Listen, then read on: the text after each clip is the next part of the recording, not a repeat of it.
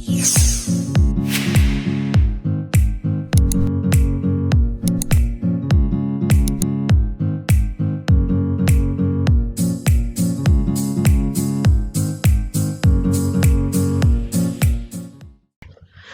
teman-teman, kembali lagi nih sama aku Teh Eja dengan mata kuliah yang sama juga. Gimana nih? Kalian pada sehat kan? Harus pada sehat dong ya, karena kan mau ngadepin UAS. Kalian udah pada belajar atau belum buat menghadapi ujian akuntansi? Kalau belum, mending kita bahas yuk, kita bahas bareng-bareng juga. Tapi sebelum masuk ke dalam materi, aku bakalan ngejelasin tentang akuntansi dasarnya dulu gitu, biar kalian tuh ngerti dan paham konsep-konsepannya tuh apa aja. Nah, di sini ada contoh chart of account, yang dimana chart of account itu terdiri dari 5 akun. Akun yang pertama itu aset, akun yang kedua itu utang, akun ketiga modal, akun keempat pendapatan, akun kelima itu beban, yang dimana di dalam setiap akunnya tuh terdapat sudah kayak berurutan gitu, dan kita tuh tidak boleh salah dalam memposisikannya. Misalkan saja dari akun yang pertama itu aset itu 1.1 itu berupa kas, dan sampai 1.7 peralatan kantor. Nah, akun yang kedua itu utang, di antaranya utang usaha 2.1 itu, 2.3 sewa diterima di muka, sama halnya dengan akun yang ketiga modal, akun keempat pendapatan, dan akun kelima beban. Nah, itu tuh kalian tidak boleh memposisikannya itu salah gitu, harus sesuai dengan posisinya, harus berurutan juga. Nah, selanjutnya ada saldo dasar. Nah, saldo dasar juga mencakup kelima akun, itu harta, utang, modal, pendapatan, beban. Jadi dimana di dalam saldo dasar ini kita bisa membaginya menjadi dua, debit sama kredit, yang dimana harta dan beban itu jika di debit itu akan bertambah, utang, modal, pendapatan di debit akan berkurang. Sedangkan harta dan beban diposisikan ke dalam kredit itu akan berkurang, utang, modal, pendapatan itu akan bertambah di kredit. Udah paham kan chart of account sama saldo dasarnya? Nah, kita lanjutin juga ya ke tabel selanjutnya. Nah, di sini ada aktiva sama pasiva. Aktiva itu aset, bisa berupa harta, liability, hutang sama modal. Nah, di aset ini kita akan membaginya menjadi dua. Apa aja sih? Ada aset lancar sama aset tetap. Nah, di aset lancar ini bisa berupa kas, piutang, perlengkapan, persediaan, beban dibayar di muka, surat berharga, asuransi dibayar di muka. Dan di aset tetap bisa berupa peralatan, mesin, gedung, tanah, kendaraan, dan akumulasi. Selanjutnya pasiva diantaranya liability, utang sama modal. Nah, di utang ini sama halnya kayak aset. Nah, di utang itu dibagi dua, ada utang jangka panjang sama utang jangka pendek. Utang jangka pendek diantaranya utang gaji, utang dagang atau usaha, atau utang wesel. Di utang jangka panjang itu bisa berupa kayak utang hipotek atau utang obligasi. Nah, selanjutnya ada modal. Modal itu akan bertambah jika diantaranya itu ada investasi sama pendapatan, dan modal itu akan berkurang jika pref sama dividen. Nah, sudah kita membahas materi dasar akuntansinya, kita bahas langsung ke dalam materinya ya. Yang dimana di sini kita tuh akan ngebahas tentang penyelesaian kasus perdagangan, perusahaan dagang. kalian bisa lihat ya di dalam tabel yang udah kita kirim dari divisi kalian udah ngirim soal UAS tahun lalu yang akuntansinya. Coba kalian lihat di tabel tersebut. Nah, di sini kan belum diubah ya, mana yang di debit, mana yang di kreditnya, masih berupa tabel biasa gitu. Nah, kita itu langsung masuk ke dalam neraca saldo. Nah, di yang pertama itu kita bakalan mengkelompokkan mana yang akun pertama, akun yang kedua, akun yang ketiga, akun keempat maupun akun kelima. Itu tuh dikelompokkan dan diurutin juga mana dia dikelompokkan ke dalam debit maupun di dalam kreditnya. Nah, kita udah jelas, udah diketahui 1.1 itu kas sampai 1.10. Nah, itu tuh masuk ke dalam akun yang pertama berupa harta, yang dimana harta itu jika di debit akan bertambah gitu. Kalau misalkan harta akan bertambah dan kita posisikan ke dalam debit. Yang ini akun yang kedua itu 2.1 dari utang dagang sampai 2.5 hutang wesel. Hutang itu kan kalau misalkan itu akan berkurang itu kita masuk ke dalam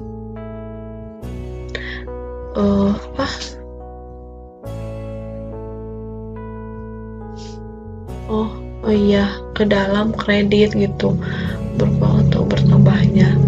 Dan akun yang ketiga itu modal sama prime modal juga akan bertambah dan itu akan ditempatkan ke dalam kredit juga. Itu ralat untuk akun yang kedua 2.1 sampai 2.5. Utang wesel itu tuh akan bertambahnya tuh dia diposisikan ke dalam kreditnya. Yang selanjutnya 4.1 dari penjualan sampai pendapatan bunga.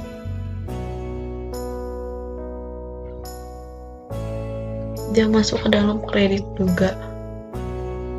Lanjut akun yang kelima dari harga pokok penjualan sampai 5.7 beban bunga. Beban itu akan bertambah jika ia diposisikan ke dalam kredit. Nah, kita kan udah mengetahui ya mana yang debit sama yang kreditnya. Nah, kita bisa langsung menjumlahkan semua akun yang ada di debit berapa dan di kredit berapa. Itu kita udah hitung, dihasilkan 202.000 dan di kredit itu 259.500. Nah, ini kan belum balance gitu. Sebenarnya itu namanya tuh ada kesalahan dari soalnya gitu. Jadi bukan kesalahan kita sendiri yang mengerjakannya, tetapi ada kesalahan dari soalnya. Kalian udah ngerti belum dari materi neraca saldo? Kalau misalkan kalian belum ngerti, kalian bisa menanyakan di grup Brilian 2020 ya. Tuh, jika belum ada yang paham ataupun memahaminya gitu bisa ditanyain langsung. Nah, lanjut ya. Kan di neraca saldo itu udah, kita masuk ke dalam AJP. AJP itu masuknya ke dalam jurnal penyesuaian. Jurnal penyesuaian itu masih ada hubungannya dengan neraca saldo yang sebelumnya. Jadi kayak masih ada keterikatan atau keterhubungan antara jurnal penyesuaian sama neraca saldo yang sebelumnya itu. Dan di sini juga ada informasi tambahan. Informasi tambahan ini yang dimana itu untuk sebagai pernyataan tambahan informasi yang ketika dibutuhkan ke dalam jurnal penyesuaian itu sendiri gitu. Jadi tidak mengabaikan informasi yang ada di neraca saldo. Jadi sebagai penambah doang. Nah, kita mulai ya. Dan di sini kan ada informasi tambahan yang pertama sampai informasi tambahan yang ke-8. Yang dimana di dalam kasus ini tuh kita tuh harus bisa memposisikan mana yang di debit, mana yang di kredit, dan bisa memposisikan pernyataan yang ada di informasi tambahan ini. Informasi tambahan ini dicantumkan ke dalam keterangan yang ada di jurnal penyesuaian gitu, posisinya harus kayak gimana nih gitu. Apakah ini pembeban pada apa, piutang pada apa, intisar pada apa, persediaan uang pada apa. Jadi kita tuh sebelumnya itu harus paham dan bisa memahami gitu apa yang dibutuhkan di informasi tambahan dengan apa yang dibutuhkan informasi tambahan dengan jurnal penyesuaiannya. Dan di informasi tambahan yang pertama menyebutkan bahwa pendapatan bunga yang belum diterima senilai 400. Nah, pendapatan bunga yang belum diterima ini pasti saja kan bisa diposisikan ke dalam jurnal penyesuaiannya itu masuknya ke dalam piutang bunga gitu, karena kan pendapatannya itu belum pernah diterima senilai segini gitu. Jadi kita posisikan ke dalam jurnal penyesuaiannya itu piutang bunga pada pendapatan bunga gitu, yang dimana piutang bunga yang ada di neraca saldo ini dengan pendapatan bunga yang ada di pendapatan bunga yang ada di informasi tambahan ini senilai 400. Nah, kita kan udah mengetahui nih senilai berapa, sebesar berapa. Nah, sebesar 400 ini. Jadi piutang bunga diposisikan ke dalam debit itu 400 pada pendapatan bunga. Pendapatan bunga diposisikan ke dalam kredit itu 400 gitu. Piutang bunganya akan bertambah. Kalau akan bertambah piutang bunganya berkurang, akan diposisikan ke dalam debit. Pendapatan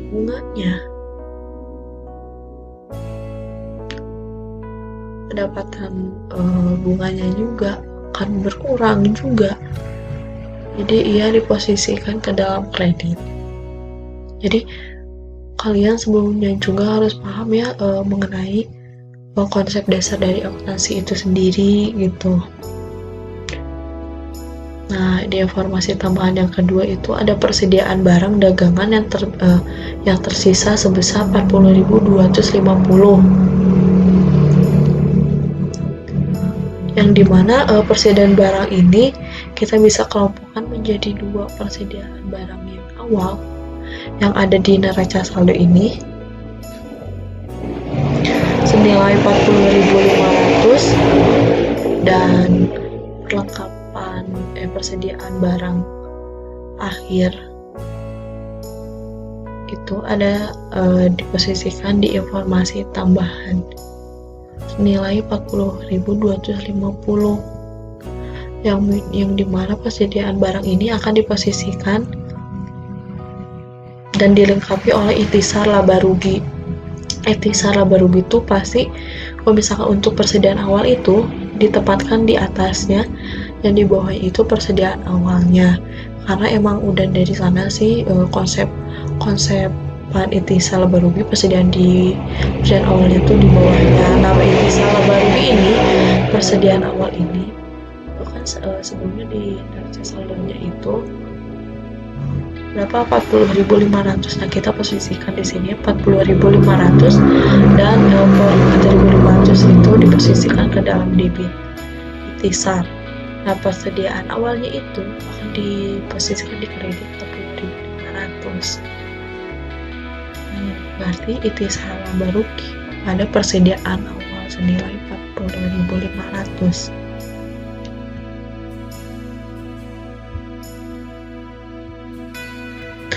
Kita lanjutin ya ke persediaan akhir dan itisal barui. Nah, persediaan akhir ini akan diposisikan di awal dan itisal baruinya itu yang kedua. Kenapa? Karena emang udah dari konsepnya, dari dasar akuntansinya emang begitu adanya di konsep perusahaan dagang ini gitu. Yang dimana persediaan akhir ini akan ditempatkan di debit senilai 4.250 pada itisal barui. Itisal barui ini akan ditempatkan di kredit 40.250. Nah, kita lanjut ke informasi tambahan yang ketiga. Informasi tambahan yang ketiga itu perlengkapan yang habis terpakai sebesar 550, yang dimana perlengkapan ini akan diposisikan ke dalam jurnal penyesuaian ini, yaitu beban perlengkapan pada perlengkapan, karena kan perlengkapan yang habis terpakai itu karena adanya beban perlengkapan pada perlengkapan itu sendiri, yang dimana nilainya itu 550 yang ada di informasi tambahan. Nah, kita posisikan ke dalam jurnal penyesuaiannya, yaitu beban perlengkapan yang ada di debit itu 550 pada perlengkapannya di kredit 550. Yang keempat, asuransi dibayar di muka yang tersisa 200. Nah, asuransi dibayar di muka ini akan diposisikan ke dalam jurnal penyesuaiannya, yaitu beban asuransi pada asuransi dibayar di muka, yang dimana beban asuransi yang ada di neraca saldo ini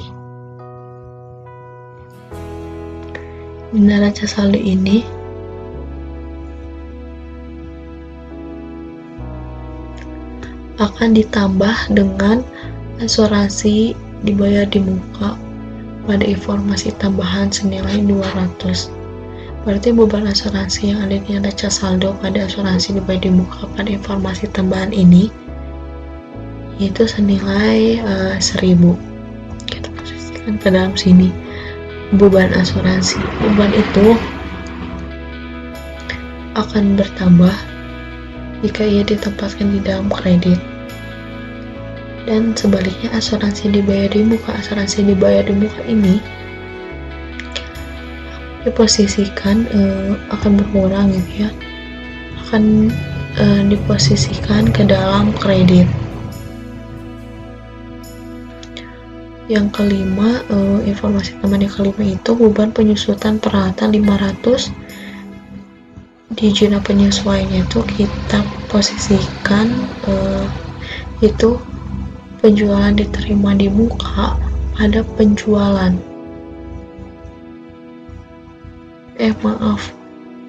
ini beban penyusutan peralatan pada akumulasi penyusutan peralatan itu. Pokoknya setiap beban-beban pada jurnal penyesuaian ini ditempatkan terlebih dahulu di awal di dalam kredit, yang dimana beban penyusutan peralatan ini kita lihat nilainya yang ada di informasi tambahan senilai 500, karena kan sebelumnya di neraca saldo belum dijelaskan untuk penyusutannya berapanya. Nah, kita bisa lihat di informasi tambahannya nih ada 500. Selanjutnya, informasi tambahan yang ke-6 itu penjualan diterima di muka yang telah diselesaikan senilai 700. Penjualan diterima di muka ini kita bisa lihat di informasi tambahan itu senilai 700, dan posisi di jurnal penyusunnya pula penjualan diterima di muka pada penjualan diterima di muka ditempatkan di debit, penjualan ditempatkan di kredit 700. Lanjut ke informasi tambahan yang ke-7, biaya bunga yang masih harus dibayar sejumlah 200. karena biaya bunga ini tuh termasuk ke dalam beban dan akan diposisikan ke dalam beban bunga pada utang bunga, karena di sini tuh biaya bunga yang masih harus dibayarkan sejumlah 200, berarti kan beban bunga itu akan masih terlilit utang bunga yang di dalam si beban bunga itu sendiri gitu. Jadi kita posisikan beban bunga yang ada di debit itu 200 dan pada hutang bunga yang akan diposisikan ke dalam kredit itu 200, karena beban akan bertambah, beban yang bertambah diposisikan di debit, utangnya akan bertambah diposisikan di kredit. Jadi harus paham dan mengerti di dalam saldo dasarnya ya. Untuk informasi tambahan yang ke-8 yang terakhir ini, ada biaya upah yang masih harus dibayar senilai sebesar 700. Nah, dimana sama halnya kayak biaya bunga, biaya upah juga memiliki beban upah yang mempengaruhi utang upahnya gitu. Berarti di zona penyesuaian ini akan diposisikan antara beban upah pada hutang upah, yang dimana beban upahnya tuh akan bertambah, akan diposisikan ke dalam kredit 700. Utang upahnya juga akan bertambah, akan diposisikan di dalam kredit. Nah, setelah kita menyelesaikan antara informasi tambahan yang pertama sampai yang ke-8, kita bisa langsung menjumlahkan, dikalkulasikan antara yang debit berapa dan kredit berapa. Nah, ternyata kita udah mentotalkan antara debit sama kreditnya, dan pada akhirnya itu balance gitu. Kalau balance kan akhirnya kan bakalan aman dan benar untuk menyelesaikan persoalan kasus perusahaan dagang ini. Nah, setelah itu bisa dilanjutkan ke dalam lembar worksheet.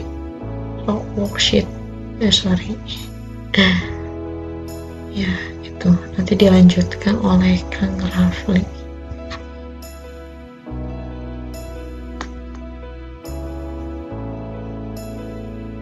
Assalamualaikum warahmatullahi wabarakatuh. Kali ini saya akan menjelaskan mengenai worksheet atau yang biasa disebut lembar kerja. Seperti yang kita sudah ketahui bahwa lembar kerja terdiri dari neraca saldo, penyesuaian, saldo yang telah disesuaikan setelah penyesuaian, laporan laba rugi, perubahan modal, dan neraca. Yang pertama itu ada neraca saldo. Neraca saldo itu kan kita udah mengerjakannya sebelumnya di lembar yang sebelumnya yang khusus neraca saldonya aja gitu. Nah, kita tinggal masukin aja si akun sama saldonya dimasukin, nanti dihitung balance-nya. Nah, udah gitu kan kita pasti dapet soal penyesuaian. Nah, setelah dikerjain sama ini kayak neraca saldo, langsung aja dimasukin karena kita udah ngerjain di lembar yang itunya. Nih kayak contohnya ada piutang bunga yang di debit 400, berarti tulis aja ke sini masukin 400, tapi disimpannya sama di deretan sama sejajar sama piutang bunga, jangan di awal. Nah, udah gitu, udah penyesuaian semuanya selesai, pindah ke saldo yang telah disesuaikan. Nah, yang pertama itu kan saldo yang setelah disesuaikan itu semua akun yang ada di neraca saldo dan di penyesuaian itu dimasukin. Tapi contohnya kayak misalkan ini piutang bunga 4.600.000 sama di penyesuaian ada 400.000. Nah, ini kan sama-sama di debit tuh ya, jadi ditambahin hasilnya jadi 5 juta. Nah, contoh yang kedua misalkan di penyesuaiannya di kreditnya 550. Nah, di sininya 650 perlengkapan. Nah, berarti kan ini beda ya, debit sama kredit berarti diselisih. Di sininya ditulis 100 gitu sampai semuanya tertulis itu, yang di sini sama ini ditulis ke lembar ini, kolom ini. Nah udah gitu, laporan laba rugi itu dimulai dari akun nomor 4, selalu dari nomor 4. Ini kayak contohnya penjualan. Penjualan itu kan akun 4. Jadi laporan laba rugi itu ditulis di akun nomor 4. Worksheet ini buat memudahin kalian gitu nanti buat nyusun laporan keuangannya. Jadi kalian tinggal lihat ini aja langsung. Udah ditulis semua. Nah, pastikan sisi beratnya ada di debit ya, lebihnya ada di debit. Kalau misalkan laba rugi, jadi ditulis aja di sini selisihnya. Nah, ini tuh harus balance. Nah, mereka ini tuh harus balance. Yang selanjutnya itu perubahan modal. Kalau perubahan modal berarti akun 3 ya. Nah, dimasukin aja langsung gitu. Terus yang selanjutnya ada neraca. Neraca ini kebalikan dari laporan laba rugi. Kalau tadi laba rugi itu ditulisnya dari akun 4. Nah, sekarang neraca itu ditulisnya dari akun 1 sampai akun 3 gitu. Atau enggak, kalau misalkan ini di sini berarti ditulisnya sampai sebelum akun 3 gitu. Kan terus udah gitu diselisihin aja gitu. Jadi kalau misalkan nanti ini udah sama, udah balance semua, nah pas kalian ngerjain laporan keuangan itu bakal mudah, tinggal lihat lagi aja ininya gitu. Sekian penjelasan dari saya. Wassalamualaikum warahmatullahi wabarakatuh. Jadi buat ngerjain rekonsiliasi bank itu pertama tuh pisahin dulu mana saldo perusahaan, mana saldo bank. Di sini kan di soalnya tuh perkiraan kas bulan November 2019 PT Jafarina di dalam buku besar adalah 63.433.300. Sedangkan menurut rekening koran uang perusahaan di BCA adalah 58.329.350. Nah, kalau rekening koran itu tuh pasti bank. Kalau misalkan kayak buku besar itu tuh pasti perusahaan. Nah, terus udah itu di sini ada ditambah sama dikurang. Nah, yang soal pertama, perusahaan mendapatkan jasa giro sebesar 2.250.000. Kenapa ini ditambah di perusahaan? Karena jasa giro tuh kan jadi perusahaan tuh misalkan punya piutang, nah lalu ditagihin sama bank, otomatis sama si bank tuh udah udah dicatat sama bank tuh, tapi sama perusahaan kita belum. Makanya di sini jasa gironya bertambah di saldo perusahaan. Nah, yang kedua, perusahaan telah melakukan kesalahan, yaitu pengeluaran cek untuk pembelian perlengkapan kantor sebesar 3.896.500, telah tercatatnya sebesar 3.469.500. Nah, pertama sama kita tuh selisihin dulu kan. Nah, salah catat ini tuh bisa bertambah, bisa berkurang, bisa di saldo perusahaan ataupun saldo bank. Nah, di sini tuh karena soalnya kayak gini, ini tuh berkurang di perusahaan. Kenapa berkurang?